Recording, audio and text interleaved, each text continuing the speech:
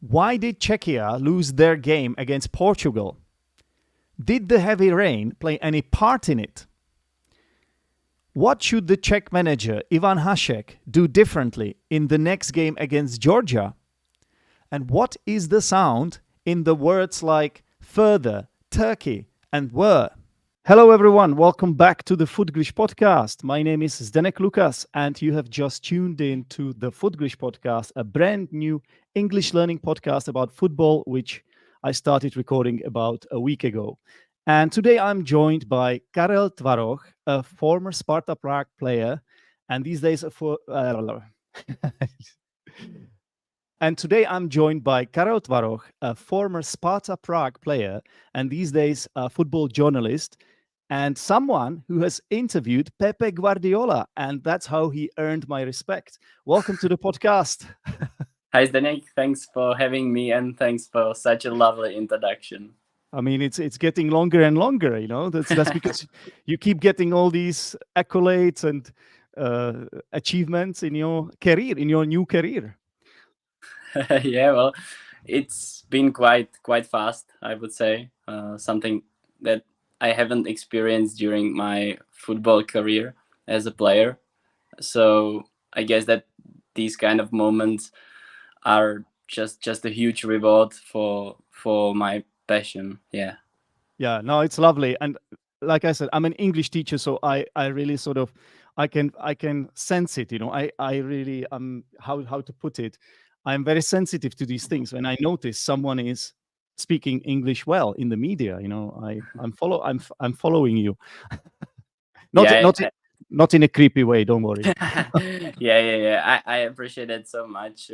I mean, for me, it was always about just loving to learn languages. I was never someone who was like decent in math or these kind of subjects. I was always more interested in words and languages and just expressing yourselves in different ways. And then obviously when you live in the UK, then it helps you a lot. And of course when you're working in environment that is full of like English based materials, then it's much easier for you to just get it in your head. Absolutely. You pick it up as you go along. It becomes a natural process for you. But Yeah. Karel, I think we are avoiding the inevitable. I think we should talk about the Czech team today. That's why I invited you. But I don't think we want to do it. I wonder Yeah, why. yeah, I wonder why. So yeah. yes, so let me introduce this subject then. So yesterday, basically, the Czech Republic team was defeated by Portugal 2-1. Not unexpected, right? Everyone thought we would lose, but in the end, it was rather disappointing. How gutted are you? Yeah, How it panned out, Karel? a lot. It was painful at the end, which I think we both and most of us, most of Czech fans who kind of see the reality. We didn't even expect to be fighting No, for points, right? no. So at the end, it was just, I would say, extremely painful because the goal and the situation that preceded it was a clear foul, and obviously there were many situations that just didn't go for the Czechs, but it just it just had a very terrible taste after all. But of course, we deserve to lose. We should be probably 3-0 down at the halftime. Yeah, true. You know what it was for me? I realized that it was the fact that we had that hope for so long, right? We were in the game for 92 minutes. So I think it's the hope that kills you in the end, isn't it? Yeah. You're absolutely right. I mean, it was an experience. It was a game that you will never ever forget if if you're not if you're not, I don't know, 80 years and got Alzheimer's or something. But you're gonna always talk about these kind of games. So in a Yeah. way, I'm grateful to have experienced that game. But on the other hand, I mean, I'm not really proud of how we played, especially the first half. And I just don't want the Europe to see that the Czechs cannot play decent football. Exactly, because I think we are kind of heading in the direction of getting that label a little bit. Let's be honest, because we saw other teams that are considered underdogs in this tournament, and they played much better than us, apart Yeah, from Scotland. yeah. So yeah, I completely agree with you. And it looked like the game was poised to become the most boring game of the whole tournament after that goalless first half, and because of the tactics we chose as well, especially for a neutral. But in the second half, at least it had a lot of drama, right? So we took the lead out of the blue. It looked like a daylight robbery. It was a great finish by Provod. Could he have finished that any better? No, absolutely not. It was his weaker foot, and I have to say that I really admire him. I think that he is one of the most hardworking players, but he's got also like very decent way of thinking, and his decision making is much better than the league average where he plays, because obviously he's still just a Slavia Prague player, and I'm not saying that because I'm a Sparta Prague fan, but I believe that he can go further in his career. But obviously when he was probably at his best, and he Mm.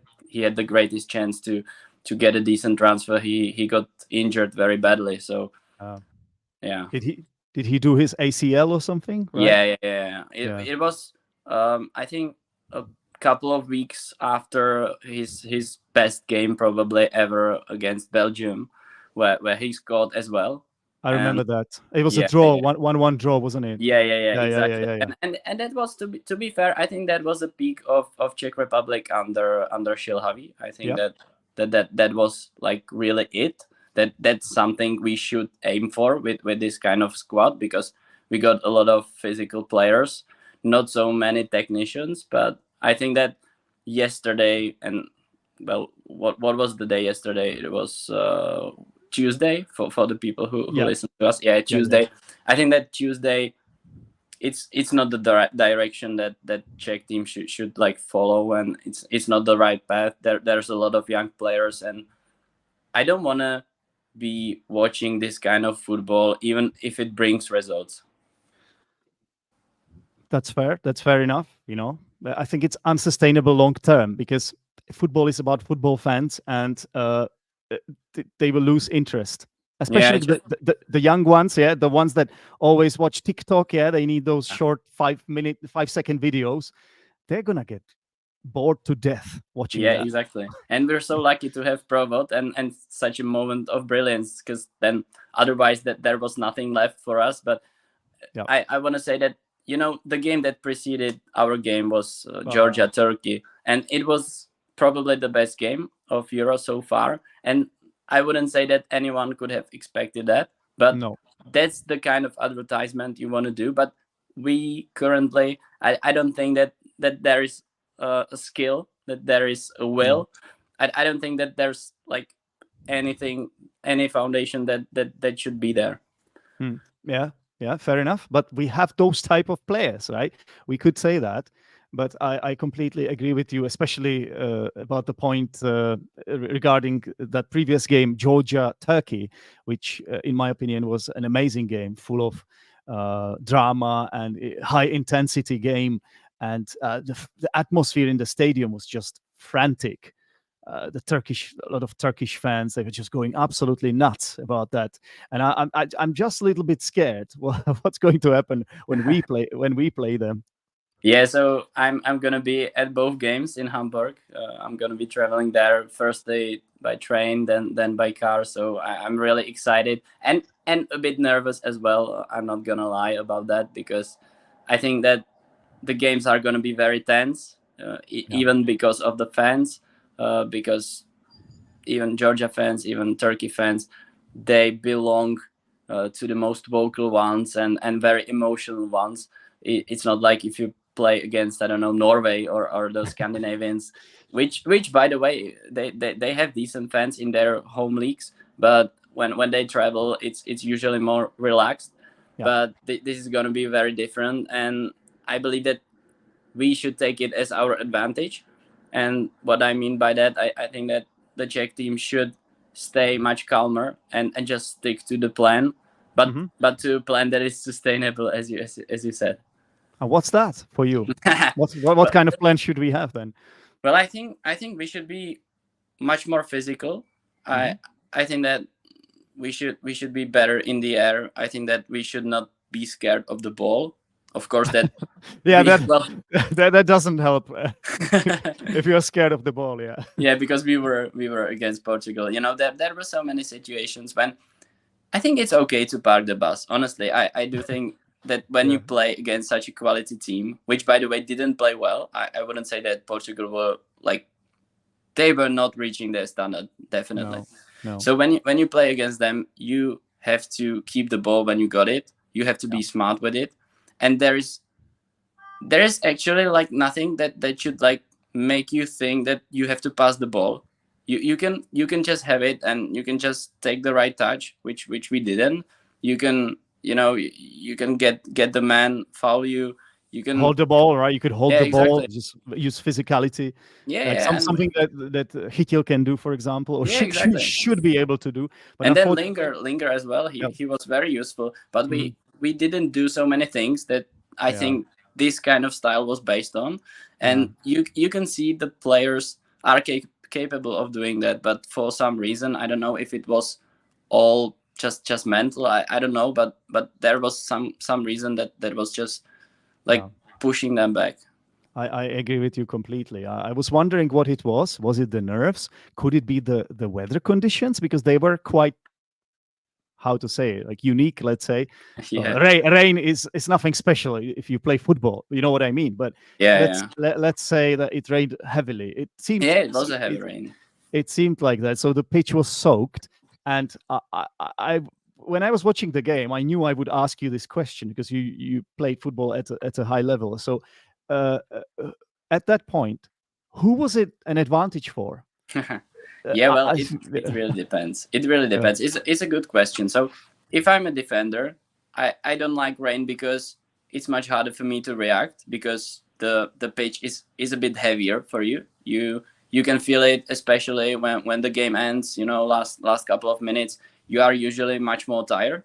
So Mhm. I can compare it to running on the sand on the beach. It's Yeah. it's not the same, but the feeling is a bit similar. So when you're defender, you are definitely not happy with that. But the same goes for the attackers. But attackers, when you got ball more, you have less to lose, right? So Mm. so there is, I would say that there is high risk for both parties. We can say that Portugal lost, I would say, more balls than they're usually Mm. doing because of that, because of conditions, and because maybe they were not 100% mentally in the game. I think that they struggled a bit with Czech approach. Yeah. So that's credit to Czechs because Mhm. they were compact, definitely. Yeah. Like when they were in the shape, the low block, that was something that really worked. Mhm. But there was nothing to build on. Yeah, that's true. Like, especially in the first half, for me, I agree with you that it didn't matter that we chose this tactic to sit deep. I think that's fine, especially if you play against a team like that with the youngest team at the tournament and a new team that is being just built with the new manager. I didn't mind that, and I expected that, but then you have to show at least something. And unfortunately, our players weren't capable of holding the ball. In my opinion, that was for me that was the biggest issue. Like Yeah. the basics just didn't work. You know. Yeah, exactly. I mean, you can see how Romania played against Ukraine. They were definitely underdogs in the game. They had Hmm. less than 30% of the ball, but it didn't matter at the end because they were dangerous. They were shooting well, and you can always tell when the teams got less of possession and when they're defending more. You can always tell if they are actually dangerous, and we didn't Yeah. have that. And when you don't have that, I think it's much easier for the opponent, especially. Yeah, exactly. And that's what made it so ironic that we managed to score first with Yeah, yeah. with that provoked screamer. But then soon after that, I think it was 5 minutes later, they they scored an equalizer, which was well, I don't know how to put it. It was chaos, Unlucky. chaos in our defense. A very unlucky goal. basically the keeper parried the ball onto Hranac, and then Yeah, yeah. it got deflected back into the back of the net. Uh, who do you blame for this goal? Because I see so many internet people, so-called keyboard warriors, have different opinions. Especially they lay the blame on Staniek, and I'm not so sure. What do you think about that? Yeah, unfortunately, well, it's always tricky when you try to criticize goalkeepers, because if you're not a former goalkeeper or current goalkeeper, it's always a bit of a thin ice. But I believe that Staniek should try to save it, should try to do anything, but not just forcing the ball, against Hranac, because then it was kind of inevitable with this Yeah. kind of a save that it's gonna happen, that we're gonna concede from such action. So yeah, it was a bit unlucky. I understand that he wanted to punch the ball somewhere out, but when you analyze the situation, I think it was clearly his mistake. Yeah, yeah, definitely not Hranac's mistake. He was just Yeah, exactly. trying That was to. just wrong place at wrong time, and Yeah. really credit to Hranac. I said it this morning, and I will repeat it. I really believe he was our best player, Hmm. and just to consider that he's he's really young and unexperienced, and he's played against Cristiano Ronaldo. Uh, I agree with you. In first half, definitely he was the best player for me in the first half, and then so basically, then the Portuguese they won the game with a late winner, and again he was there, right? He was part of that chaotic situation, but again it didn't seem to be his mistake because there was a Yeah, flick, like last second flick, which changed the direction of the ball, and he was just trying to stop it. He slid down on his knees or something, and I thought like he did the best thing he could at that moment. And unfortunately, it got deflected to a Portuguese player, and then they scored. But in my opinion, he is not to blame. yeah, Hranac, maybe so far. Yeah, yeah, those goals came. The crosses came from his side. He lost the header there as well, right? yeah. So Look, so uh, far, it was his worst game ever. I've seen him, and it's such a shame that it happened at this game. Well, we did expect ourselves to lose, yeah, obviously, but when you're so close, it's just so frustrating, and I cannot blame him for his attitude or something effort. like Yeah. that, because you Mm. you, you know that he is one of the greatest warriors we got in the squad, and he's one of the most experienced players. And when you know his story and his journey, where he came from and how hard he had to work, you have to really respect him. So I would never say that he is the reason we lost the game, but Yeah. it really didn't help that he, as someone who should lead the group, had maybe the worst game ever. Yeah. Yeah, but I completely agree with you. I'm a huge fan of Tofals. I follow him at West Ham as well. And honestly, it just happened, right? Hopefully we will bounce back, and he will show his best again. At least he got that assist, right? So that was a nice little move from him as well. He is capable of that too. Yeah, that's right. To be fair, when you just play back his actions forwards, he was actually kind of dangerous, and you could see that he's got really drilled crosses. He Yeah. he can cross the ball. If he doesn't even watch the situation, if he's got blindfold or something, and he's fine. Yeah. With pinpoint accuracy, he's really Yeah, able to just toss it in, and there's a good chance something will happen at the end of that. So, exactly. next game against Georgia on Saturday. So, what would you personally change? Like, would you change some personnel? I think that's what's going to happen. Probably, we have some signs. Like, I think Yeah. they leaked some information from the staff. Yeah, I think the changes are inevitable, and I believe that regardless of the result, and maybe even some performances, I think that certain changes were like pre-designed. So I believe that Jurasek should definitely play. He should swap with Dodgera. It was a surprise to me that Dodgera Mhm. was in the starting 11, but I understand that maybe they wanted someone who's more defensive minded, but who knows.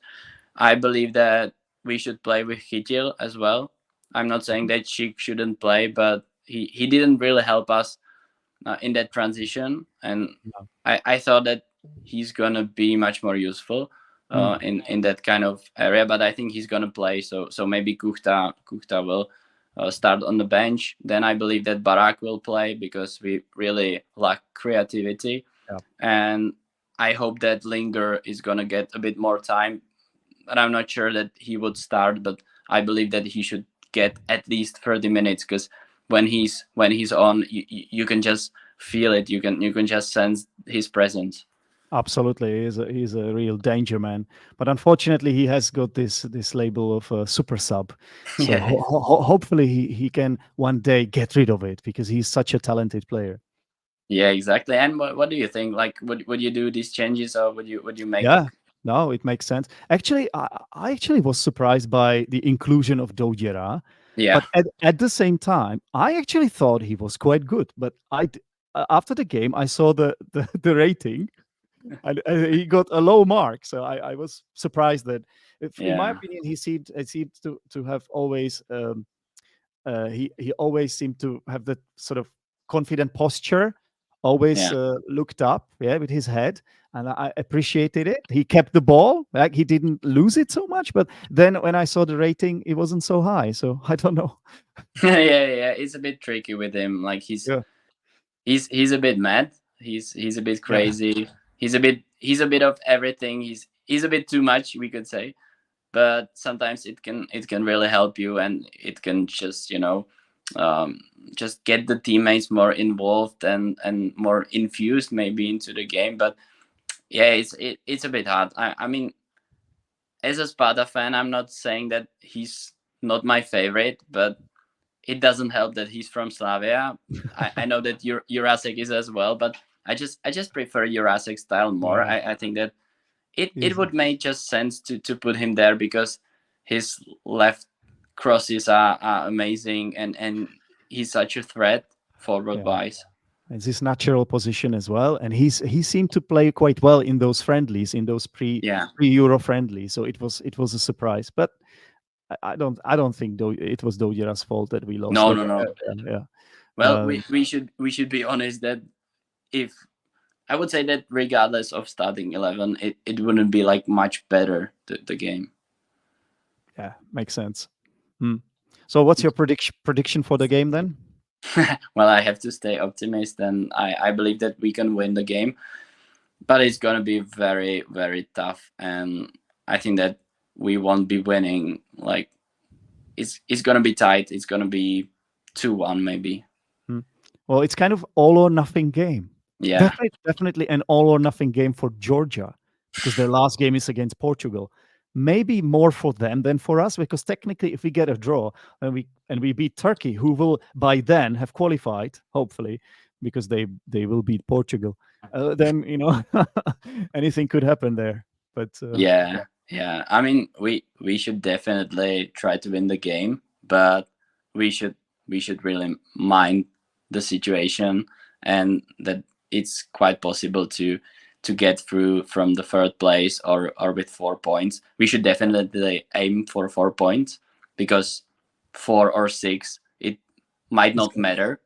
it's guaranteed pretty much. Yeah. Even I think there might be even teams that go with 3 points. Yeah. It might even happen. Yeah, well, but hopefully we are not losing against Turkey or Georgia. Yeah, definitely. Don't want that scenario. But Karel, all the best to the Czech team. All the best to you as well. Thank you very much for being the guest on this brand new podcast. It's been a real pleasure, and I have to say your English is fantastic. That's exactly the kind of guests we need on this podcast. Yeah. But if you indeed speak Czech, then make sure you follow Karel's podcast called Nosici Vody, Thank you. which is one of my favorite. He co-hosts this podcast with Luděk Mádl and Jaromír Bosák. Uh, uh, so check that out for sure. And Karel, all the best to you again. Oh, thank you very much. Thank you for having me once again. And your English is truly amazing. So good luck. But I'm a teacher, so Yeah. thanks, man. Thank you. Thanks. Take care and Take bye. care. All right, welcome back. In this part of the show, as usual, I'm going to take a look at the English language. And today we will be looking specifically at pronunciation. There are all sorts of different aspects you can study when it comes to pronunciation. But one of the basic things to learn is to pronounce the individual sounds correctly. Karel said he can go further in his career. He was talking about Lukáš Provod. He can go further. Now notice how the sound is longer. It's not further, no, it's further. In my first language, we don't have this sound. It doesn't exist, except when people are trying to think about what they say next. They say, that is the sound that exists in the English language in words like further. I can give you another example. Karel said, the game that preceded our game was Georgia-Turkey. Turkey. Turkey. Now, it is very important to get the length correct. Some of my students don't always get the vowel length correct, which may lead to misunderstandings, because if the vowel is shorter, then it can mean something different. So you have to be really careful. To give you more examples of words which contain this sound. Word, world, girl, burn, turn, first, third. There are more, of course. Can you think of any more examples of words which have this sound? Why don't you send me an email at teacherzdenek@gmail.com or just leave a comment if you are watching this on YouTube. Well, I guess that's it. It's time to wrap it up. Thank you very much for listening to this episode of the Footglish Podcast. And if you haven't done so already, make sure you subscribe to this podcast wherever you listen to your podcasts. Spotify, Apple Podcasts. You can even find us on YouTube. It's on the Teacher Zdenek YouTube channel. So, thank you very much, and I will speak to you soon. Cheers. Bye-bye.